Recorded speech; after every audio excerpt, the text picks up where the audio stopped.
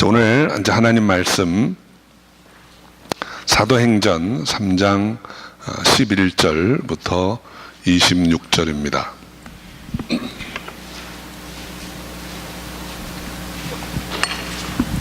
사도행전 3장 11절부터 26절 말씀 우리 한 절씩 교독하겠습니다.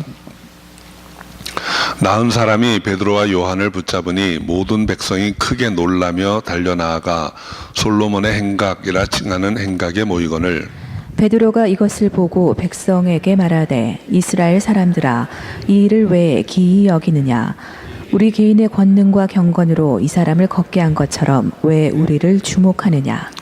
아브라함과 이삭과 야곱의 하나님 곧 우리 조상의 하나님이 그 종 예수를 영화롭게 하셨느니라. 너희가 저를 넘겨주고 빌라도가 놓아주기로 결한한 것을 너희가 그 앞에서 부인하였으니 너희가 거룩하고 의로운 자를 부인하고 도리어 살인한 사람을 놓아주기를 구하여 생명의 주를 죽였도다. 그러나 하나님이 죽은 자 가운데서 살리셨으니 우리가 이 일의 증인이로라. 그 이름을 믿음으로 그 이름이 너희 보고 아는 이 사람을 성하게 하였나니 예수로 말미암아 난 믿음이 너희 모든 사람 앞에서 이같이 완전히 낫게 하였느니라. 형제들아 너희가 알지 못하여서 그리하였으며 너희 관원들도 그리한 줄 아노라.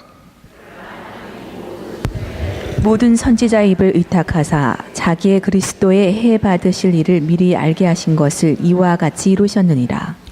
그러므로 너희가 회개하고 돌이켜 너희 죄 없이 함을 받으라. 이같이 하면 유쾌하게 되는 날이 주 앞으로부터 이를 것이요 또 주께서 너희를 위하여 예정하신 그리스도 곧 예수를 보내시리니 하나님이 영원 전부터 거룩한 선지자의 입을 의탁하여 말씀하신 바 만유를 회복하실 때까지는 하늘이 마땅히 그를 받아두리라. 모세가 말하되 주 하나님이 너희를 위하여 너희 형제 가운데서 나 같은 선지자 하나를 세울 것이니 너희가 무엇이든지 그 모든 말씀을 들을 것이라. 누구든지 그 선지자의 말을 듣지 아니하는 자는 백성 중에서 멸망받으리라 하였고 또한 사무엘 때부터 오므로 말한 모든 선지자도 이때를 가리켜 말하였느니라. 너희는 선지자들의 자손이요 또 하나님이 너희 조상으로 더불어 세우신 언약의 자손이라. 아브라함에게 이르시기를 땅 위의 모든 족속이 너의 씨를 인하여 복을 받으리라 하셨으니 하나님이 그 종을 세워 복 주시려고 너에게 먼저 보내사 너희로 하여금 돌이켜 각각 그 악을 버리게 하셨느니라. 아멘. 기도하겠습니다. 아버지 하나님 감사합니다. 오늘 복된 주님의 날 하나님 전에 부르셔서 신령과 진정으로 예배드리게 하심을 감사합니다. 우리에게 말씀하실 때 듣고 또 믿고 깨닫는 역사가 있게 하여 주옵소서. 함께 하신 줄 믿사옵고 예수의 이름으로 기도합니다. 아멘. 이 사도행전 3장과 2장은 내용이 아주 유사한 형태로 기록이 되어 있습니다. 그 2장의 내용을 보면 그 오순절에 이제 성령이 임했던 사건, 그 성령이 임하고 방언을 말하고 하는 그 표적들이 나타나니까 사람들이 이제 소동을 했습니다. 어떤 사람들은 대낮부터 술 취해가지고 저런다라고 이야기를 하고 그 일에 대해서 이제 베드로가 설명을 해주는 내용이 나옵니다. 그리고 설명한 끝에 이제 복음을 전합니다. 그래서 많은 사람들이 마음에 찔림을 얻고 회개해서 이제 하나님께로 돌아오는 일이 있었습니다. 그것이 2장의 내용입니다. 3장은 이제 안전뱅이, 나면서부터 안전뱅이 되었던 사람을 일으키는 사건이 있었습니다. 그러자 사람들이 다 모여들어서 이게 무슨 일인가 하고 이제 서로 이야기를 합니다. 거기에 대해서 베드로가 그 일의 경위를 설명을 해줍니다. 그리고 그 기회를 복음 전할 기회로 삼아서 다시 한번 복음을 전합니다. 그러자 사람들이 또 주께로 돌아오는 일이 있었다는 거죠. 그래서 내용이 아주 유사한 형식을 갖추고 있습니다. 이제 오늘 본문 내용을 좀 살펴볼 텐데 내용이 말씀이 조금 복잡합니다. 그래서 제가 좀 교통 정리를 좀 해봤습니다. 그래서 오늘 읽은 내용의 전체적인 내용은 두 가지예요. 하나는 나면서부터 안전병이 된 사람이 도대체 어떻게 일어났는가? 거기에 대해서 유대 지도자들이 사두개인들이 와가지고 물어봅니다. 이게 왜 어떻게 된 일인가? 이제 그런 것이 빌미가 돼가지고 사람들이 다 모여서 그 솔로몬 행각이라고 하는 곳에 모여서 막 질문을 하고 의논을 하고 하는 거예요. 거기에 대해서 베드로가 이 일이 어떻게 해서 가능했던 일인지 자초지종을 설명해 주는 내용이 있습니다. 그리고 이제 나머지 부분은 이 기회를 틈타서 다시 한번 복음을 전하는 거예요. 그래서 그 복음의 내용이 두 번째입니다. 첫째는 나면서 안진병이 된 자가 어떻게 일어났는지, 두 번째는 이 기회를 타서 예수 그리스도의 복음을 증거한 내용입니다. 차례로 살펴보겠습니다. 먼저 이제 안진뱅이가 일어나게 된 경위에 대한 설명 부분입니다. 11절에 보면 나은 사람이 베드로와 요한을 붙잡으니 모든 백성이 크게 놀라며 달려나아가 솔로몬의 행각이라 칭하는 행각에 모이거늘 그랬어요. 나은 사람이 베드로와 요한을 붙잡았다 하는 말은 그 앞에 있는 내용을 보면 이 사람이 일어나서 걷기도 하고 뛰기도 하면서 성전 안으로 들어가서 하나님을 찬미했습니다. 그런데 베드로와 요한 곁에 꼭 붙어 있었다는 거예요. 그러니까 베드로와 요한을 붙잡으니라는 거는 뭐 이렇게 잡았다는 말이 아니고 그에게 꼭 붙어 있었다는 거예요. 사람들이 나면서부터 안진뱅이였던 이 유명한 사람이 일어나서 은혜를 받고 하나님을 찬미하고 사도들 곁에 꼭 붙어 있는 것을 보면서 사람들이 의아하게 여겼다는 것입니다. 성전 앞에 그 솔로몬 행각이라고 하는 곳이 있는데 지금은 이제 다 무너져서 아무것도 없고 그 성전 자리에 이슬람 모스크가 서 있죠. 근데 성전이 있던 때에는 거기 이렇게 기둥들이 쭉 있었습니다. 우리 기둥 안에 넓은 공간이 있었는데 거기에 사람들이 자주 모여서 중요한 일들을 의논하고 말씀도 듣고 하던 그런 공간이에요. 거기에 사람들이 모여서 이 도대체 무슨 일인가, 어떻게 이런 일이 가능한가 하고 이제 소동을 이제 벌이고 있는 것이죠. 12절에 보면 베드로가 이것을 보고 백성에게 말하되 이스라엘 사람들아 이 일을 왜 기이 여기느냐 이렇게 말을 시작을 합니다.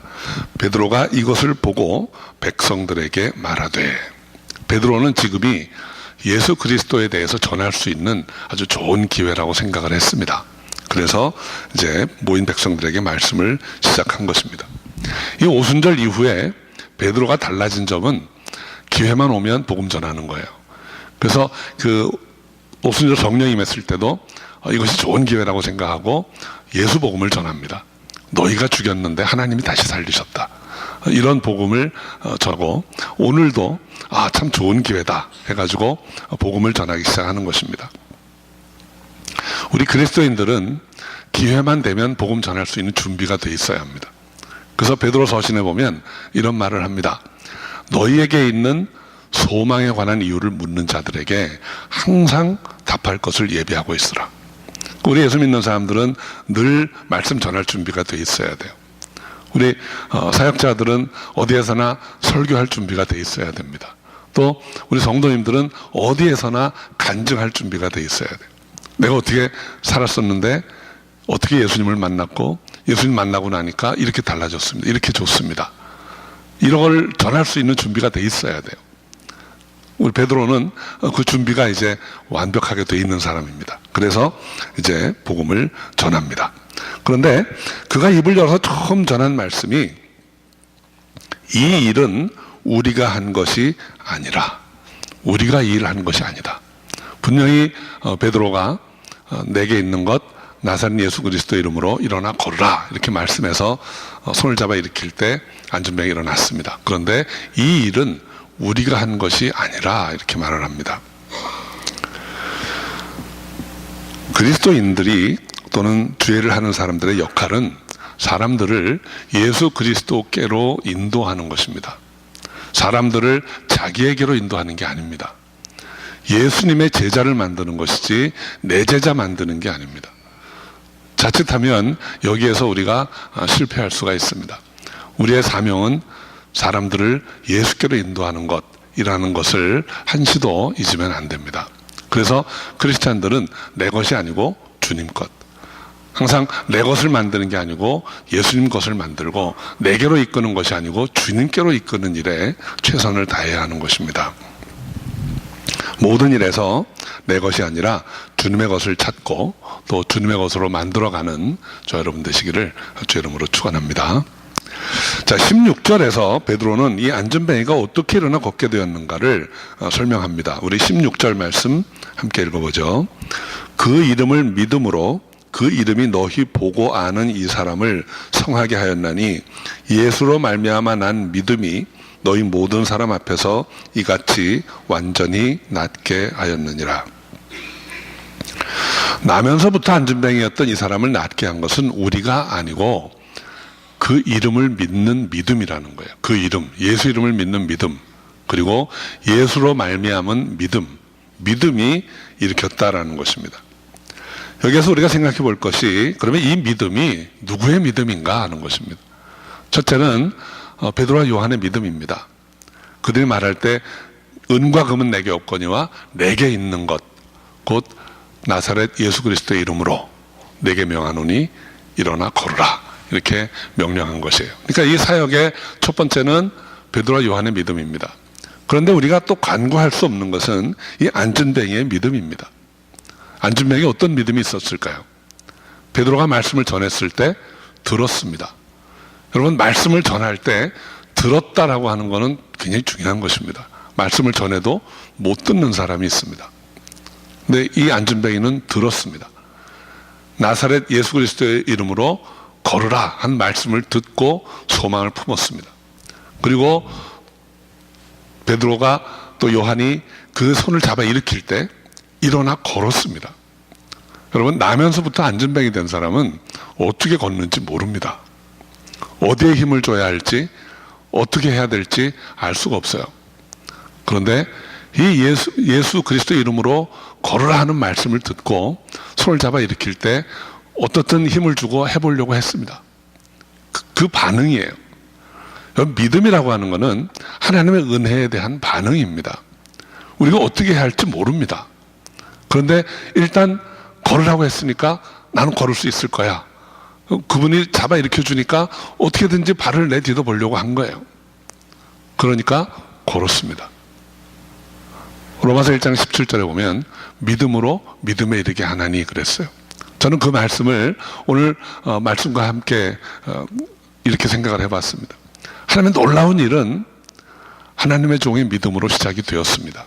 그런데 그 시작된 그 일의 결실은 그 말씀을 들은 자의 믿음으로 이루어진 것입니다. 저는 이 믿음이 저 여러분에게 있기를 바랍니다. 우리 사랑하는 성도 여러분, 주 안에서 놀라운 일은 언제나 한 믿음의 한 행위로 시작이 됩니다. 그런데 그 일의 결실은 듣는 자의 믿음 또는 합력하는 자들의 믿음으로 걷게 되는 것임을 꼭 기억하시기 바랍니다. 그래서 예수 그리스도를 믿는 믿음이 모든 것을 이겨낼 수 있습니다. 제가 찬송가 397장 혼자 자주 드리는 찬양입니다. 주 믿는 사람 일어나. 그 찬양 후렴이 어떤 것입니까? 믿음이 이기네. 믿음이 이기네. 주 예수를 믿음이 온 세상 이기네. 내가 이기는 것이 아니고 믿음이 이기는 것입니다. 그러니까 지금 이 베드로와 요한이 그 모인 사람들에게 말합니다. 이 안전뱅이를 일으킨 것은 내가 아니고 믿음이다. 예수를 믿는 믿음이 이 일이 가능하게 된 것이고, 그리고 그 말씀을 들은 자의 믿음으로 이 일이 이루어진 것이다 라고 말씀합니다. 여러분 가정에서나 여러분 사업장에서 또는 교회에서 어떤 일을 할 때에도 믿음으로 화합하시고 믿음으로 이루어 가시기를 주 이름으로 축원합니다. 또 오늘 본문에 보면 예수로 말미암아 난 믿음이 너희 모든 사람 앞에서 이같이 완전히 낫게 하였다 그랬습니다. 여기서 완전히 낫다, 완전히라는 표현은 흠이 없고 부족함이 없는 하나님께 드릴 만한 그런 의미로 쓰인 단어예요. 그러니까 이 구약 성경에 제물에 관해서, 하나님께 제사 드리는 제물에 관해서 표현할 때 완전하고 흠이 없는 것으로 드려야 합니다. 그 완전하다라는 형용사를 헬라어로 번역하면 오늘 이 단어가 됩니다. 완전히. 그래서 하나님께 드리기에 부족함이 없는 모습이 되었다는 거예요. 그래서 이 안전뱅이는 낳자마자 성전 안으로 들어가면서 하나님을 찬미했다 그랬습니다. 저는 이 안전뱅이였던 사람의 기쁨이 무엇으로 표현할 수 없는 기쁨이라고 저는 생각해요. 잠시 그 비하인드 스토리를 말씀드리면 이런 것입니다. 여러분, 성전 앞에 그 요한복음 5장에도 베데스다 연못가에 그 많은 환자들이 나와 앉아 있었잖아요. 또 오늘도 이 미문에 올라가는 길에 이 환자들이 와서 앉아 있습니다. 이것은 전부 성전에 들어가는 입구입니다. 그런데 이 몸이 불편하고 장애가 있는 사람들은 성전에 들어가서 예배를 드릴 수가 없어요. 제사를 드릴 수가 없습니다. 거기 앉아있는 사람들의 마음 깊은 곳에 있는 소원은 몸이 불편해서 먹고 사는 문제도 충족을 해야 되겠지만 하나님 앞에 나아가서 제사 드려보는 것, 예배 드릴 수 있는 것이 어쩌면 마음의 포원이 된 사람들일 수 있어요. 그런데 이제 낫게 하였다는 것입니다. 완전히 낫게 해서 이제는 흠이 없고 점이 없는, 하나님께 나아가도 괜찮은 상태가 되었다는 거예요. 그래서 이 사람이 들어가서 하나님을 제일 먼저 찬미한 것입니다. 어쩌면 평생 성전에 들어가서 하나님께 영광 돌리는 게 소원이었을 수도 있습니다. 그런데 이 일을 오늘 이루어 준 것입니다. 예수 믿는 믿음이 우리를 완전하게 합니다. 이 믿음으로 승리하시기 바랍니다. 자, 이제 오늘 본문의 나머지 모든 부분은 예수님에 관한 베드로의 설교예요. 그래서 이제 베드로가 원했던, 전하고자 했던 말씀이 어떤 것인지 함께 살펴봅니다. 먼저 23절부터 15절 사이에 보면 예수 이름으로, 예수를 믿는 믿음으로 오늘 이 안전뱅이가 일어났는데 그 예수가 어떤 분이신가 하는 것에 대해서 설명을 한 것입니다. 너희가 죽인 예수를 하나님이 살리셨다는 거예요. 결론적으로 얘기하면. 그래서 하나님이 예수를 영화롭게 하셨는데 그 어떻게 영화롭게 하셨는가 하면 유대인들이, 이스라엘이 예수가 메시아인 것을 부인하고 빌라도에게 죽여달라고 넘겼습니다. 그런데 빌라도가 어떻게 했습니까? 이 사람은 죄 없다 하고 다시 놓아주려고 했어요. 그런데 이스라엘 사람들이 아니다 하고 빌라도의 제안을 거부하고 예수를 십자가에 못 박으라고 해서 예수님이 십자가에 못 박혀 죽었습니다. 그런데 죽은 예수님을 하나님이 다시 살리셨다는 거예요. 그게 예수를 영화롭게 하셨다는 말씀입니다. 만약에 하나님이 예수를 다시 살리지 않으셨다면 예수님은 그냥 실패하고 죽은 한 사람에 지나지 않을 것입니다. 그런데 하나님이 그 예수를 다시 살리셨다는 거예요. 그리고 뒤에는 하나님은 왜 그 예수를 다시 살리셨는지를 설명합니다. 그 뒤에 어떻게 설명을 하는가 하면 신명기 18장 15절 19절 말씀을 인용해서 이제 사도행전은 22절 이후의 말씀입니다. 하나님께서 이제 모세가 말한 것을 인용하는 거예요. 하나님께서 후일에 나와 같은 선지자를 세우실 터인데 너희는 그 선지자의 말을 들어야 한다. 그 선지자의 말을 듣지 않으면 멸망한다, 망한다, 이렇게 말씀을 했습니다. 그리고 그 선지자가 이제 선지자들이 예언한 대로 이 땅에 오게 됩니다. 그분이 예수 그리스도라는 거예요. 그 예수 그리스도가 이 땅에 오셔서 이제 생명을 구하는 일을 하실 것이고 25절을 보면 아브라함에게 또 하신 말씀이 땅 위의 모든 족속이 너의 씨를 인하여 복을 받으리라. 그 너의 씨도 예수 그리스도입니다. 그러니까 예수님은 아브라함이 이미 들었던, 오실 것을 들었던 그분이고 모세가 예언했던 오실 그분이고 또 수많은 선지자들이 오실 것이라고 예언한 그분인데 그분이 오시면 너희를 복 주실 것이고 또 26절에 보면 그분이 오시면 너희로 하여금 돌이켜 각각 그 악함을 버리게 하실 분이라는 거예요. 그런데 그 예수를 너희가 죽였다라는 것입니다. 이것이 이제 베드로가 예수님에 대해서 앞에 쭉 설명한 내용입니다. 예수 이름으로 이 안전뱅이가 구원을 받았는데 그 예수가 어떤 분인가 하면 하나님이 영화롭게 하신 분이다. 하나님이 어떻게 영화롭게 하셨는가? 너희가 선지자들이 예언한 그분을 부인하고 거절하고 십자가에 못 박아 죽였는데 하나님이 다시 살리셨다는 것입니다. 그러면서 오늘 본문에 보면 놀라운 이야기를 합니다. 그런데 너희가 그것을 모르고 한 일이다 라고 말합니다. 너희가 모르고 한 일이라고 내가 쳐주겠다는 거예요. 17절에 보면 형제들아 너희가 알지 못하여서 그리하였으며 너희 관원들도 그리한 줄 아노라. 이것은 주님의 말씀입니다. 이것은 베드로가 한 이야기가 아니고 주님의 뜻을 대언한 것입니다. 여러분, 예수님이 십자가에 달려 돌아가실 때 어떻게 말씀하셨습니까? 주여 저들의 죄를 사하여 주옵소서 저들이 알지 못함이니이다. 나중에 스데반도 돌에 맞아 죽으면서 똑같은 말씀을 합니다. 주여 저들의 죄를 용서하옵소서 저들이 알지 못하고 함이니이다. 지금 주님께서 우리의 죄를 어떻게 대하시는가를 아주 상징적으로 보여준 말씀이에요. 너희가 모르고 한 일이라고 여겨주겠다는 것입니다. 그러니까 회개하라 하는 거예요. 짐짓 지은 죄는 용서받지 못합니다. 그러나 부지 중에 모르고 한 죄는 용서받을 수 있습니다. 지금 너희가 모르고 한 일이라고 여겨주겠다는 거예요. 그래서 이제 오늘의 요절에 이르게 되었습니다. 19절부터 21절 말씀은 베드로가 전하고 싶었던 그 설교의 핵심입니다. 우리 함께 읽어보죠. 19절부터 21절 말씀. 그러므로 너희가 회개하고 돌이켜 너희 죄 없이 함을 받으라. 이같이 하면 유쾌하게 되는 날이 주 앞으로부터 이를 것이요 또 주께서 너희를 위하여 예정하신 그리스도 곧 예수를 보내시리니 하나님이 영원 전부터 거룩한 선지자의 입을 의탁하여 말씀하신 바 만유를 회복하실 때까지는 하늘이 마땅히 그를 받아두리라. 회개하고 돌이키라. 이것이 베드로가 지금 이 시간에 이스라엘에게 전하고 싶은 말씀이었습니다. 회개하고 돌이키라. 회개하고 돌이키고 하는 단어는 똑같은 단어예요. 같은 의미예요. 두 번 반복했다는 것은 굉장히 강조한 것입니다. 너희가 지금 회개해야 한다는 거예요. 꼭 반드시 회개해야 한다는 거예요. 회개하면 어떤 일이 있는가? 첫 번째로 죄 없이 함을 받게 되는 것입니다.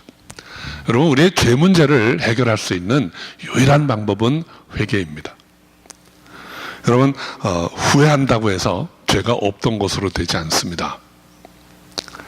우리가 지은 죄에 대해서 나 나름으로 최선을 다해서 배상한다고 해서 그 죄가 없던 것으로 되지는 않습니다. 가해자와 피해자가 합의한다고 해서 그 죄가 없던 것으로 되지 않습니다. 내가 이제는 그 죄를 잊어버리고 싶다 또는 잊겠다 한다고 해서 그 죄가 없던 것으로 되지도 않습니다. 왜 그렇습니까? 이 죄는 하나님께 지은 것이기 때문이에요. 우리가 지은 죄의 궁극적인 피해자는 하나님이세요. 하나님이 하지 말라고 한 거를 사람들이 했기 때문에 죄가 된 것입니다. 그리고 2차적으로 피해자들이 생긴 거예요. 하나님이 하라고 한 일을 안 했기 때문에 하나님께 범죄한 것이고 그로 인한 피해자들이 또 생긴 것입니다. 그래서 우리의 죄의 첫 번째 피해자는 하나님이세요. 다윗도 그 시편 51편에 그가 회개할 때 뭐라고 얘기합니까? 여호와여 내가 주께만 범죄하였사오니.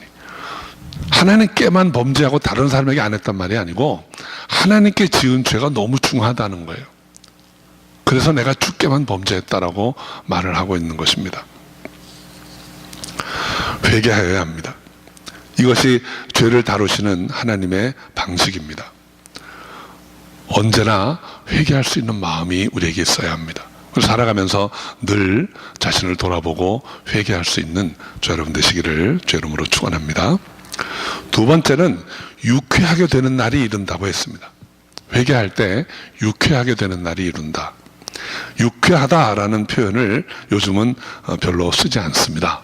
근데 이 유쾌하다라는 표현이 성경적으로 어떤 의미인가를 보면 문자적으로는 호흡을 다시 하게 되는 그 기쁨이에요. 숨을 다시 쉴 수 있게 되는 기쁨. 여러분, 숨을 다시 쉬는 기쁨을 경험해 보신 분 있습니까?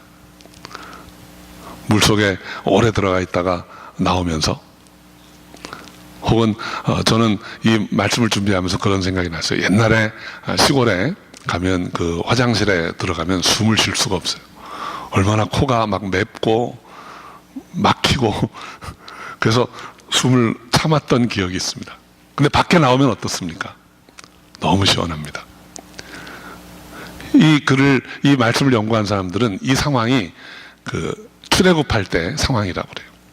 개구리 재앙이 있었습니다. 개구리들이 삶에 죽어가지고 죄 썩어 나갑니다. 그 가운데 사람들이 숨을 쉴 수가 없는 거예요. 근데 그 재앙이 깨끗이 껴나가고 다시 맑은 공기가 와서 숨을 쉬게 된 것입니다. 또 이 말씀이 어디에 또 비유가 되냐면 사울 왕이 악령에 잡혀서 고생할 때 다윗이 수금을 타니까 그 악령이 떠나가면서 병이 씻은 듯이 나았다고 그랬습니다. 그 씻은 듯이 낫는 그 상태입니다. 지금 유쾌하게 하는 이거는 그냥 적당히 재미있는 게 아니고 어딘가에 힘이 눌려가지고 숨도 제대로 못 쉬던 상태에서 이제 풀려난다는 거예요. 우리의 영적인 상태입니다. 우리가 예수 그리스도를 믿고 죄부터 회개하고 돌이키면 우리를 짓누르던 숨도 쉴 수 없을 만큼 우리를 몰아가던 그 죄짐으로부터 벗어나서 이제는 숨을 쉴 수 있게 되는 거예요. 그런 상쾌함이 찾아올 것이다 라는 것입니다. 세 번째는 그리스도의 재림에 참여할 것이라고 말합니다. 여러분, 주님은 반드시 다시 오십니다. 그런데 다시 오시는 주님이 믿지 않는 자들에게는 재앙입니다. 믿는 자들에게는 축복이지만 믿지 않던 자들에게는 재앙입니다. 오늘 본문에 보면 20절에 또 주께서 너희를 위하여 예정하신 그리스도 예수를 보내시겠다 그랬습니다. 여기서 너희를 위하여라는 말은 영어 전치사로는 간단한 for라는 단어예요. 근데 그거는 against라는 단어의 반대입니다. 주님이 오시는데 너희를 심판의 대상으로 삼고 오시는 분이 아니고 너희 편으로 오신다는 거예요. 와서 너희에게 상 주시고 너희를 축복할 분으로 오신다는 것입니다. 어떤 사람에게 그렇게 됩니까? 회개하고 돌이킨 사람에게. 회개하고 돌이킨 사람에게는 주님의 오심이 기쁨이 될 것입니다. 21절에 보면 그래서 그 다시 오실 때 만유를 회복하신다고 했습니다.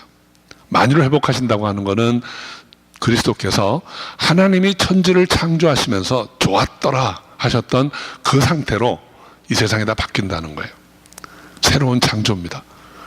좋았더라 하신 그 상태로 바뀔 때 우리는 그 좋아진 세상, 그리스도께서 회복하신 그 세상에 그리스도의 편으로 들어가게 된다는 것입니다. 이것이 세 가지 회개한 자에게 약속된 축복입니다. 첫째는 죄 없이 함을 받습니다. 두 번째는 유쾌한 날들을 살게 됩니다. 그리고 세 번째는 그리스도의 재림에 참여하게 되는 것입니다. 이 세 가지 말씀은 우리 구원의 모든 것을 말합니다. 예수 믿고 의로운 자가 되었습니다. 그 이 땅 살아가면서 주님의 인도하심으로 성화의 삶을, 평안한 삶을 삽니다. 그리고 주님 오시는 그 마지막 날에 우리는 영화로운 자로 하나님 편에 서게 되는 것입니다. 그래서 회개하고 돌이키라 라고 말씀한 것입니다. 이제 오늘 말씀을 정리하겠습니다. 우리 16절 말씀 다시 한번 우리 같이 읽죠. 그 이름을 믿음으로 그 이름이 너희 보고 아는 이 사람을 성하게 하였나니 예수로 말미암아 난 믿음이 너희 모든 사람 앞에서 이같이 완전히 낫게 하였느니라. 우리가 우리의 죄를 혹은 우리가 알지도 못하고 지은 죄를 회개하고 돌이켜서 주께로 나아가면 우리는 죄사함 받습니다. 그리고 우리가 사는 이 날들이 유쾌한 날이 될 것입니다. 안전뱅이가 평생 앉아서 세상이 이런 줄 알고 그런 줄 알고 지내던 짓눌려 있던 삶에서 벗어나서 이제는 일어나서 걷기도 하고 뛰기도 하며 하나님을 찬미하게 되었습니다. 이것이 유쾌한 날들입니다. 그리고 주님이 다시 오시는 날 우리는 주님 편에서 아름답게 회복되는 이 만유를 누리면서 살아가게 될 것입니다. 이렇게 하기 위해서 회개하고 돌이켜야 합니다. 이 말씀을 베드로가 이스라엘에게 전했습니다. 그리고 이 말씀은 사도행전을 읽는 오늘날 우리에게도 똑같은 의미로 다가오는 것입니다.